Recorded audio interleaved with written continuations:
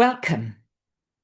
I am so grateful to share this space with you again as we continue our journey through the wisdom of connection.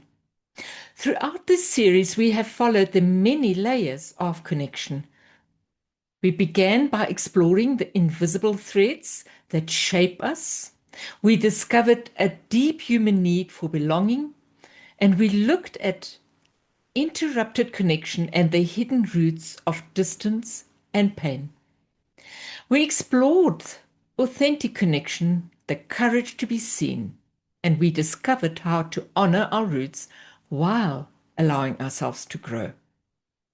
And in our last conversation, we expanded our family awareness beyond ourselves and our families, recognizing our place in the greater human system. Today, we arrive at a very important movement: healing. Connection is where many of our deepest experiences happen. It is where we first discover love, safety, trust, belonging. But connection is also where many of our wounds are created. Moments where we feel unseen, rejected, forgotten, alone, misunderstood. Because pain often happens within relationship, healing often asks for a new experience of relationship. Relationship with others, relationship with our family story, relationship with life, and most importantly, relationship with ourselves. Today, we explore connecting as a pathway to healing. From the beginning of life, relationship shapes us. Before we understand words, we understand connection. A child senses, am I safe? Am I welcomed? Am I seen? Is there space for me? These early experiences become part of how we learn to relate. They influence questions we may carry later in life. Can I trust others? Can I express myself? Can I receive support? Or can I allow people close? Every person develops ways of protecting connection. Some people learn, I must become independent. I must keep everyone happy. I must take care of others first. And others learn, I must achieve to be valued. These patterns often begin as intelligent responses. They helped us belong. They helped us navigate our environment. They helped us survive.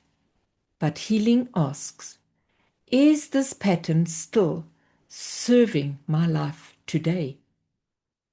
The strategies that once protected us can become the limitations that prevent deeper connection.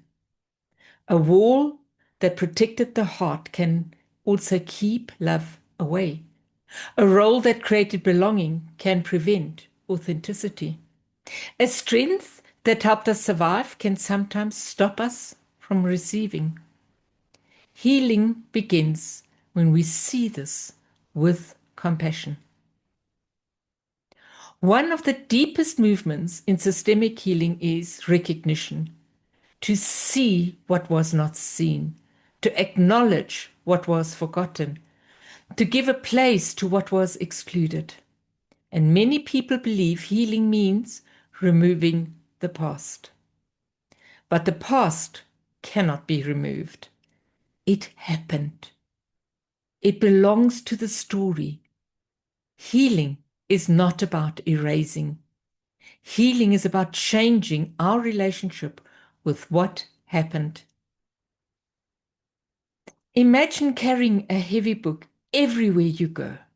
This book contains every chapter of your life. Joyful chapters, painful chapters, confusing chapters, the chapters you wish you were different. And many people spend enormous energy trying to tear certain pages out. Yeah, you know who you are. But those pages are part of the book. Healing begins when we gently say, this chapter exists. It shaped something in me. And now I can decide how I carry it. Recognition brings movement. Instead of fighting reality, we begin relating to reality with wisdom. We can acknowledge, yes, there was pain. Yes, there was loss. Yes, something was missing. And also, yes, there was strength. Yes, life continued. Yes, something new can emerge. Both can exist. From a systemic perspective, something we carry more than our own experiences. From a systemic perspective, sometimes we carry more than our own experiences. Out of love and belonging, people may unconsciously carry burdens connected to their family system. A child may sense sadness and try to bring happiness. A child may experience conflict and try to create peace. A child may see struggle and decide, I will carry this too. These movements come from love, but love without order can become heavy. Healing asks us to discover what belongs to me and what belongs to another. Respectful connection means allowing each person their own journey. We honor others not by carrying their life for them, but by allowing them their dignity and their place. We can say internally, I see what you carried, I honor your journey, and I will carry forward the life that came through you. This creates a different movement, a movement where love can flow without becoming a burden. Healing does not only look backward, it also opens us to be present. When old pain remains unseen, we may continue protecting ourselves from something that is no longer happening. We may expect rejection. We may avoid vulnerability. We may keep distance before anyone has the chance to come close. Healing creates new possibility to meet today from today, and not only from yesterday. I love this.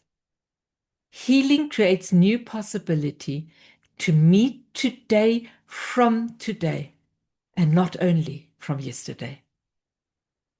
A healed connection does not mean a perfect relationship. It means a more conscious relationship within ourselves, within others, with life. It means we begin noticing, am I responding to what is happening now? Or am I responding from an old wound? This awareness creates choice, and choice creates freedom. Take a quiet moment. Allow your attention to move inward with kindness. Ask yourself, what protective patterns helped me in the past? What did they make possible for me? And then gently ask, are they still needed in the same way today? What part of my story is still asking to be acknowledged? And what am I ready to place down with respect? What new connection is life inviting me toward? There is no need to force an answer. Simply listen. Sometimes the beginning of healing is the movement we finally turn towards ourselves with understanding. I want to repeat this. The beginning of healing is the movement we finally turn towards ourselves with understanding. And as we complete today's reflection, remember, healing is not becoming someone different. It is reconnecting with what was separated. It is bringing compassion where there was judgment, understanding where there was confusion, movement where something became frozen. The journey of wisdom-inspired living invites us to transform our relationship with life, to honor what came before, to recognize what shaped us, and to consciously choose what continues through us. Connection is not only something we receive, it is something we become, a way of seeing, a way of listening, a way of living. Thank you for joining me on this 7th conversation in our connection series. In our next and final episode, we will bring all the threads together. Wisdom-inspired living becoming a conscious part of the whole. We will explore how connection becomes a daily practice and how we embody our wisdom in our relationships, choices, and contribution to life. Until then, may you honor what shaped you. May you gently release what is not yours to carry. And may connection continue guiding your journey towards wholeness. And while we're about connection, why don't you connect by subscribing, like, and share? And I look forward to seeing you in the next episode. Thank you for being here. And until we meet again, be safe.